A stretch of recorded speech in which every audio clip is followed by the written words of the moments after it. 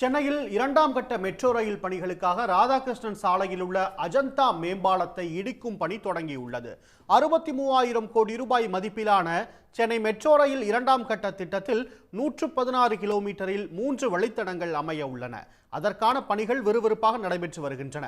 மாதவரம் முதல் சிறுசேரி சிப்காட் வரையிலான 45 கிலோமீட்டர் வழித்தடம் மாதவரம் பால் பண்ணையிலிருந்து தரமணி வரை சுரங்கப்பாதையாகவும், நேரு நகரிலிருந்து சிறுசேரி சிப்காட் வரை உயர்மட்ட பாதையாகவும் அமைக்கப்படுகிறது.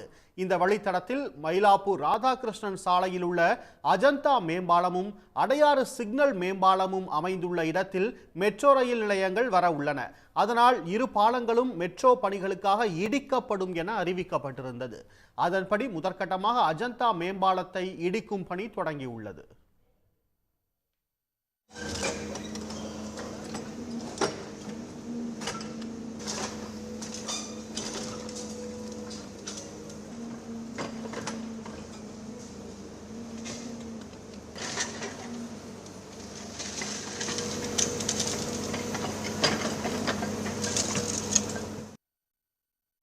அஜந்தா மேம்பாலத்தை இடிக்கும் பணிகளுக்காக அந்த பகுதியில் போக்குவரத்து தடை செய்யப்பட்டுள்ளது. பாலத்தை இடிக்கும் பணிகள் 1 மாதம் நடைபெற வாய்ப்புள்ளது.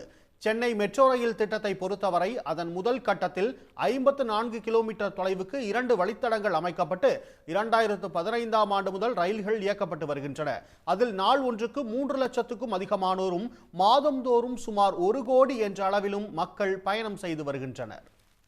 உடனுக்குடன் செய்திகளை தெரிந்து கொள்ள சன் நியூஸ் பெல் ஐகானை கிளிக் பண்ணுங்க.